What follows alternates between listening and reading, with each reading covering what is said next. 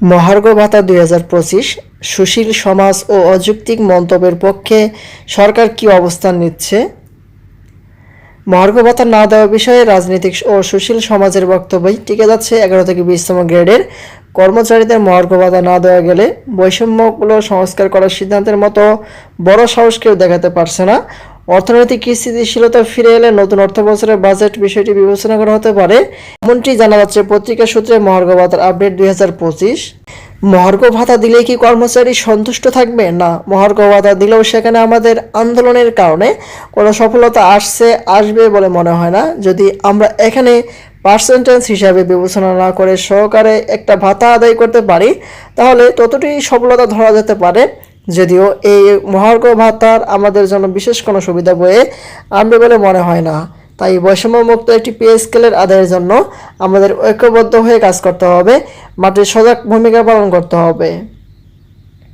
শতকরা হিসাবে দিলে আবার বৈষম্য সৃষ্টি হবে। নবম পে স্কেল গঠন পর্যন্ত সবার জন্য সর্বজনীন অভিন্ন মহার্ঘ ভাতা হওয়া আবশ্যক। আপনাদের প্রচেষ্টা অব্যাহত থাকুক। বৈষম্যহীন পে স্কেল গঠনে একটা বৈষম্যহীন মহার্ঘ ভাতা চাই। সরকারি বা আধা সরকারি বা স্বায়ত্তশাসিত প্রতিষ্ঠানের কর্মকর্তা কর্মচারীদের প্রতি মাসের বেতনের সাথে বিভিন্ন অনুপাত বা হারে অতিরিক্ত অর্থ প্রদান করা হয়।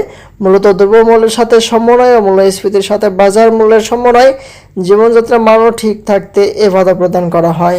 ২০০৯ সালে জাতীয় বেতন স্কেল জারি করার পর ২০১৩ সালে মহার্ঘ ভাতা প্রদানের আদেশ জারি করা হয়। নবম পে স্কেলের সর্বশেষ খবর। সরকারি, আধা সরকারি, স্বায়ত্তশাসিত সংস্থা, রাষ্ট্রায়ত্ত ব্যাংক, অর্থলগ্নি প্রতিষ্ঠানসমূহের সকল কর্মকর্তা কর্মচারী এবং সামরিক বাহিনীর সকল সদস্যকে অন্তর্বর্তীকালীন ব্যবস্থা হিসাবে তাদের মূল বেতনের ২০% হারে মাসিক সর্বনিম্ন ১৫০০ টাকা এবং সর্বোচ্চ ৬০০০ টাকা মহার্ঘ ভাতা প্রদানের সিদ্ধান্ত গ্রহণ করা হয়। মহার্ঘ ভাতা নিয়ে অনেক পত্রিকা, অনেক নিউজ প্রকাশিত হচ্ছে, কিন্তু এখন পর্যন্ত কোনো ফলপ্রসূ নিউজ প্রকাশ করা হচ্ছে না।